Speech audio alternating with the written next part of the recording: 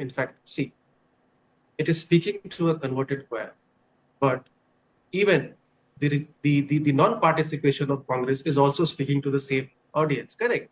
And the converted number of the BJP is almost twice as the Congress, if you go by vote share, correct?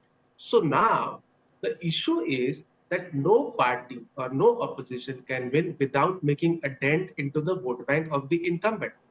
So what this issue does is that it helps the BJP consolidate its vote bank. It could even lead to a higher turnout amongst its hardcore ideological voters.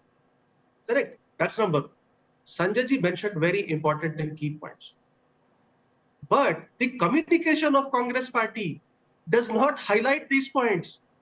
So the communication which the Congress party or the reasoning which it has given is incomplete.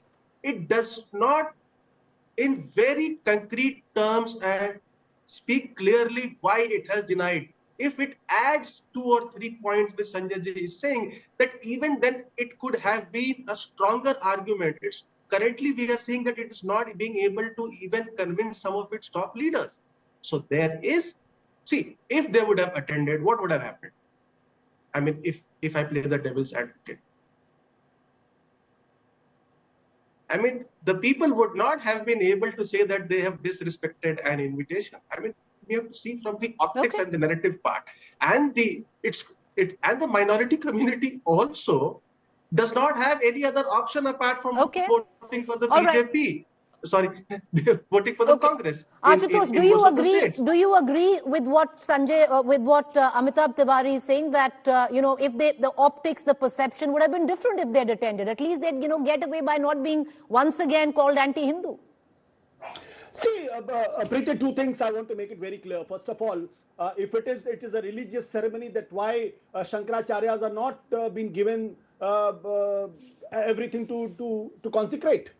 That's a very valid point. The Hindu mythology, Hindu society, Hindu philosophy revolves around the 4 feet established by Shankaracharya. 2 of the Shankaracharya has openly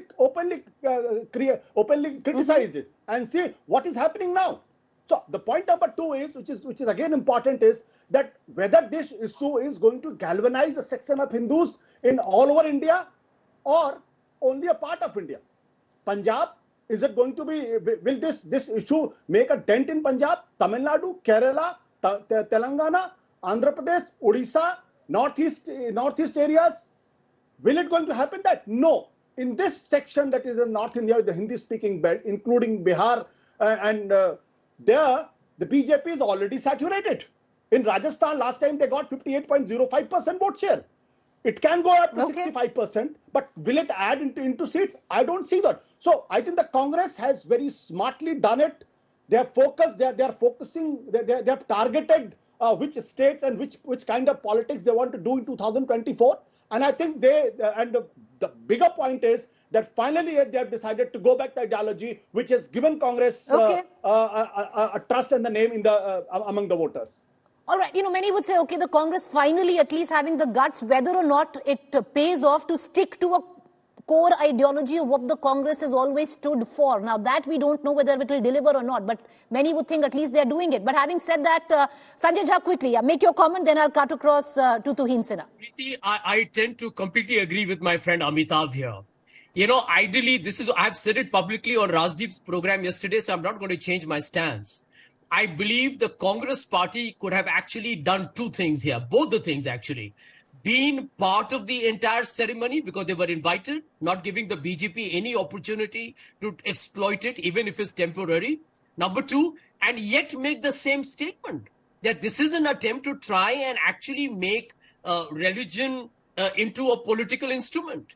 I mean, this is exactly, both the arguments could have been made. So I just feel that the Congress party needs to be smarter. And the point that Amitabh makes is pertinent. You see, going forward, I'm visualizing when Rahul Gandhi is doing his Bharat Joro Nyaya Yatra, there will be questions asked to him on this issue again and again. And the Congress needs to now very cleverly, and therefore the communication is critical, divert the issue to the fundamental challenges of the common man. But then, Sanjay Jha, the Congress could go, or like I said, 10 or 15 days after the inaugural ceremony. Why do they need to go on only this day, many would say, and then make a larger statement going later?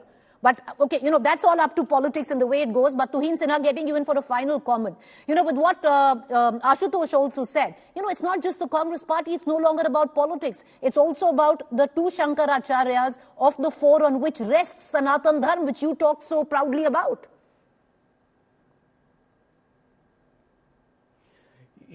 Preeti, I say this with responsibility that this present Congress Day party is an embarrassment to its own legacy. On 3rd November 1989, Rajiv Gandhi had started his campaign for the 1989 elections from Ayodhya.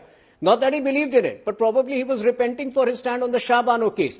In 1957 November, Nehru had called Periyar a lunatic for attacking Sanatan and Brahmanical, Brahmanism. So this present Congress party supports DMK every time it launches a fresh attack on Sanatan Dharma. We have seen that over the last 6 months. So I think the Congress may manufacture all kinds of alibis to stay away from the Ram temple. But the people of India know that in the last 25 years especially, the Congress party has been apologetic about its Hindu, about standing up for Hindu faith, about standing up for Hindu interests. I'm running out of time. Again.